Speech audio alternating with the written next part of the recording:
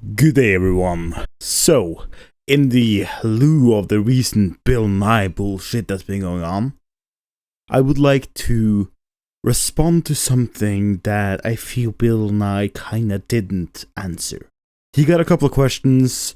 One of them was the question that I'm answering right now. And when he got the question, he kinda just tiptoed around it and started equivalenting it with something different and talking about a book and stuff, and he didn't really answer the question that was asked and presented to him. So I would like to answer that question, and let's just jump right into it. Welcome to the channel of Skeptic Llama. Heard excommunicated him for being skeptic, along with his abortion of the dress sense. Now he roams the wilds of the internet. Ladies and gentlemen, let me introduce you to none other than Skeptic Llama, Skeptic Llama, Skeptic Llama. I have a question about homosexuality, he asks. If the purpose of a species is to reproduce and survive, how would it make sense evolutionarily for humans to have same-sex preferences? Well, short answer is, it doesn't. So from an evolutionary standing, the point of existing is to reproduce and continue your species. And I'm gonna, assume we're talking about animals in general here, because humans are very weird social creatures. We take care of a lot of creatures that, in terms of evolution, wouldn't survive. For example, we take care of people with disabilities and people who are born blind, for example. We take care of them and bring them forward in life, which a normal animal probably wouldn't. A species of animals would probably leave those behind and continue onwards, while we bring them forward. So I'm going to assume a general animal in this, because homosexuality does exist in animals. So, we're just going to go with that. In the beginning, males and females evolved so that they could come together, mate, and produce offspring.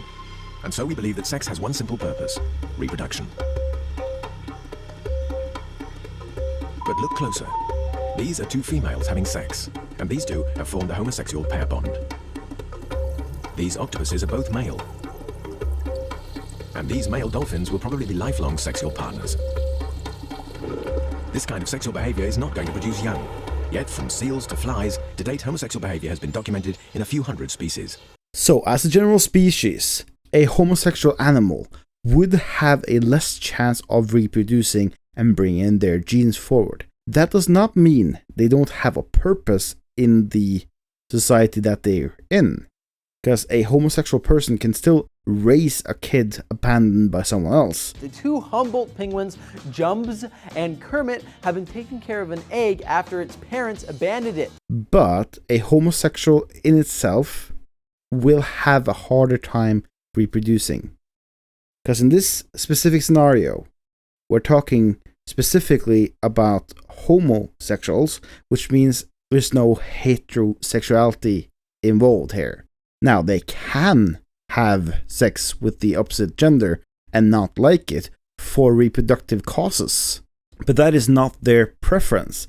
The question is how the preference itself makes sense. To have same-sex preferences. And as such, I'm going to stick with the assumption that the person prefers and wants to only have sex with the same gender. Now, do I think that homosexuality is a detrimental thing to an evolutionary tract? No, not at all. If you look at a lot of species, homosexuality still exists and still arises in the species because of something we don't actually know quite why it arises. It exists in multiple animals as well as humans. And in terms of humans, we have now stuff like semen donations for female homosexuals, lesbians for other people.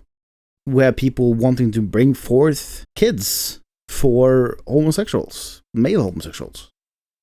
And we also see a male homosexual couple and a female homosexual couple get together and create kids together and then split apart again, just for the reproductive cycle, and get that through. So, in terms of humans, it's not detrimental in any way, but the preference itself doesn't make any evolutionary sense. Are humans the only ones who practice homosexuality? And if so, does this mean that homosexuality is a product of humans' personal whim as opposed to instinct? As mentioned before, we are not the only species that has homosexual preferences in their, species. But as of what causes homosexuality, we don't know. There's theories for it being born with it, and theories for it being something you learn or you adapt to, or your preferences evolve over time. We actually don't know. As far as I know, we have no conclusive evidence or studies that shows either way. There's studies saying it's inherited, like you're born with it, and there's studies saying it's from social. Most likely it's from both. It's from a combination. So we don't know. This is probably something that exists in all societies, all species.